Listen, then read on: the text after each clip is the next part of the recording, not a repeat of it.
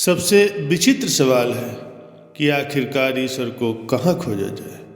आखिर ऐसी कौन सी जगह है जहाँ ईश्वर का साक्षात्कार किया जा सकता है, परमात्मा को पाया जा सकता है, खुदा से मिलाप किया जा सकता है।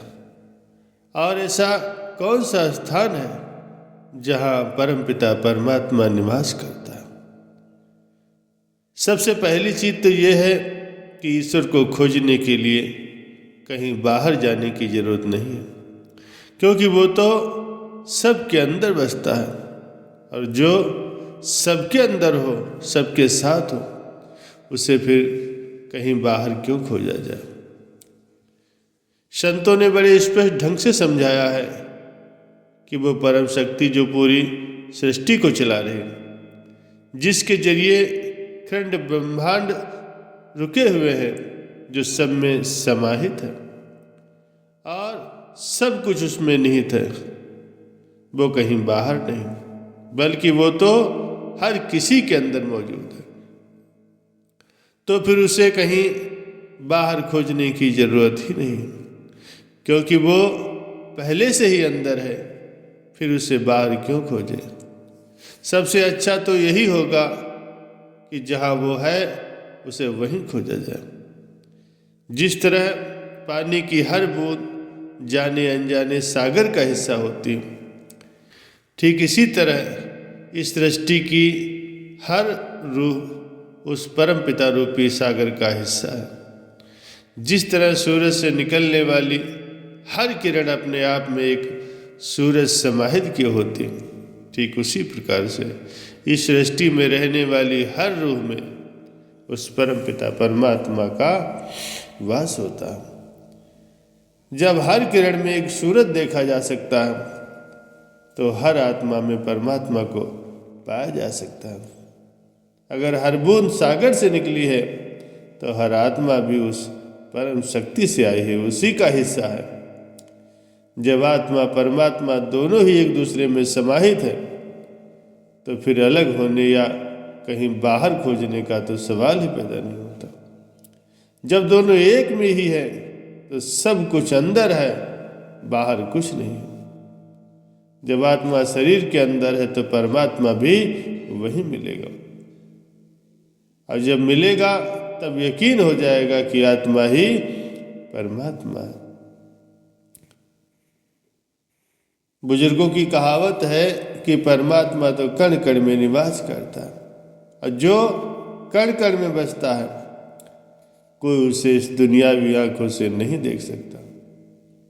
उसके लिए गहन ध्यान, अभ्यास और समाधि की जरूरत होती है। एक सहज अवस्था की जरूरत होती है। अपने मन तो खुदा के आगे सरेंडर करने की जरूरत है। जिस दिन आप उस खुदा को, मालिक को, उस सच्चे परमात्मा के आगे सरेंडर कर देंगे, फिर देखना उसका एहसास आपको हर जगह महसूस होगा। हर जगह वो आपको आपके साथ ही नजर आएगा। लगेगा कि वो पास ही आपके कहीं पर है। फिर अंदर भी वही होगा और बाहर भी वही होगा।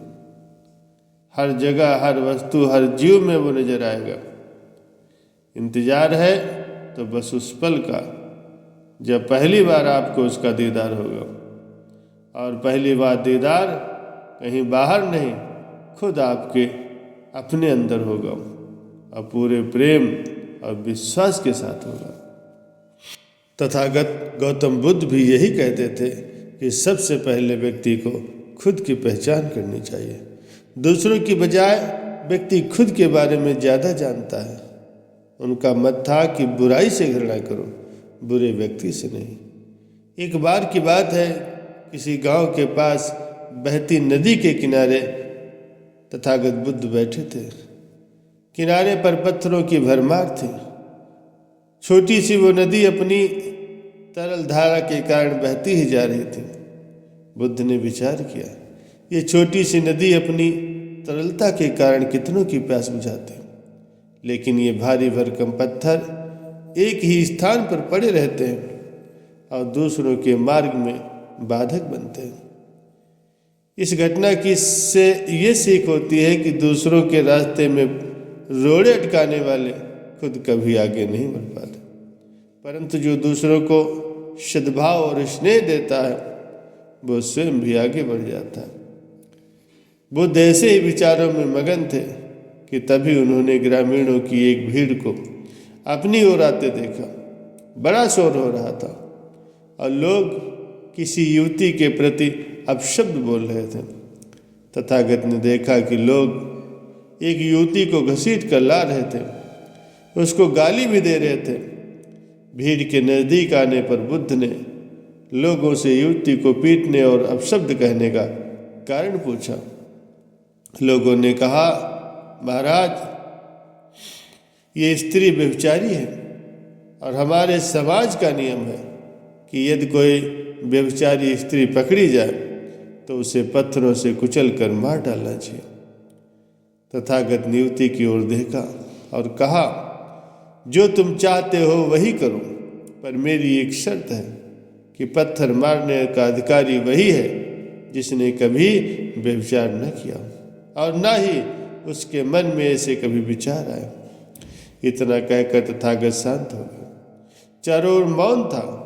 कुछ समय बाद लोगों की भीड़ मन में पश्चाताप का भाव लिए हुए वहां से विदा हो गए।